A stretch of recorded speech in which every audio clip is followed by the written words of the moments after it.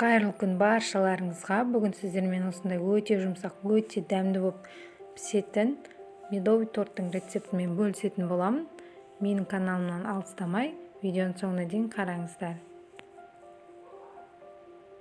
Ең алдымен ыдысымызға әселімізді салып, отта ертіп аламыз.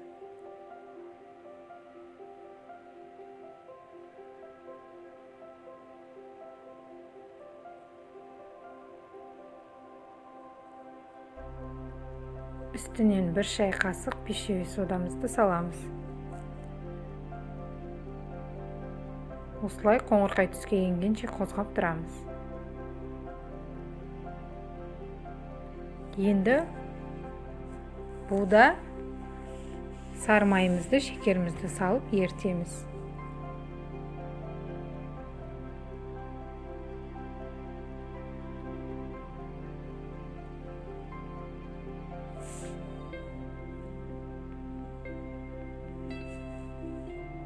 Әселіміз ергенше жұмыртқамызды көпіртіп аламыз. 3 жұмыртқамызды салып миксерлейміз. Ақ түс енгенше.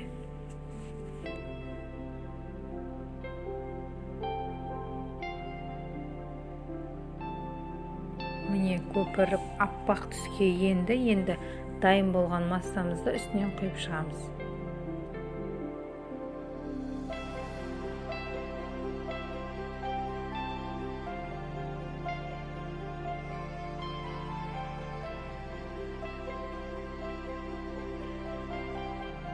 Үстінен ұнымызды, разрыхителімізді саламыз.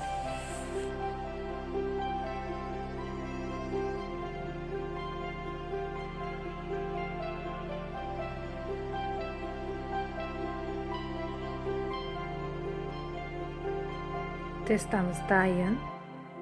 Енді қызып тұрған печкамызда пісіріп аламыз. Осындай сұйықтықта болады. Оқтаумен жайып отырудың қажеті жоқ.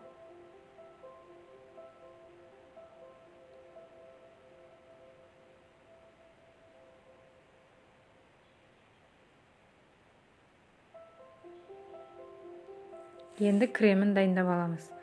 Ыдысымызға жұмыртқаның сарысын, шекерімізді, ұнымызды салып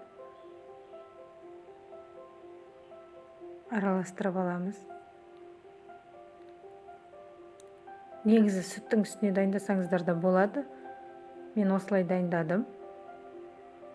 Сүтімізді құйып, іртігін жайып аламыз. Менде қатты іртіктеу болып қалды. Сол үшін қолмен езіп алдым бәрін. Осындай сұйықтық пайда болады. Жаңағы шекеріміздің жартысын саламыз.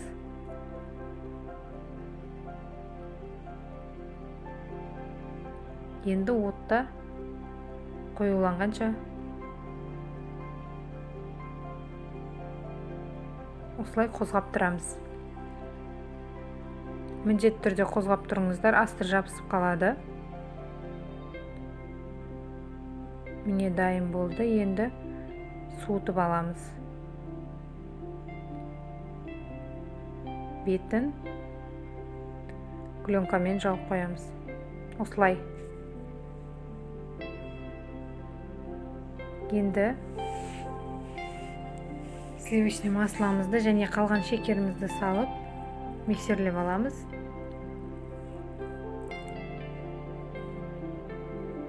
Үстінен жаңағы суыған кремімізді салып тұрамыз.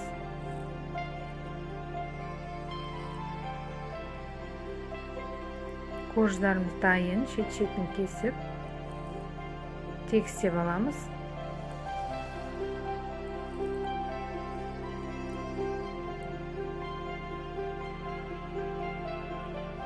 Ортасынан бөліп, менде осындай үлкен 2 көш шықты. Ортасынан бөліп 4 көш шығардым.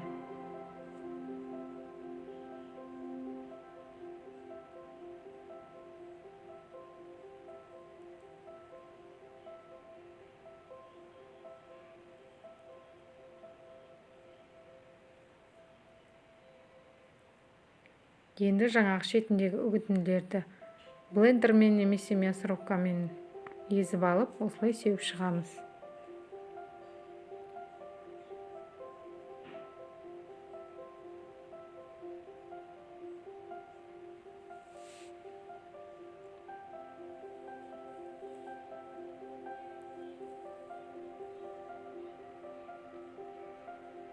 Тортымызды 2 сағатқа холодильникке жібереміз.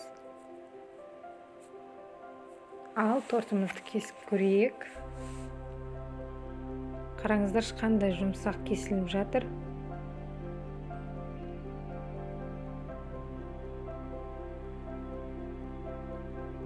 Үйде міндетті түрде жасап көріңіздер, шаймен ішкенге өте керемет.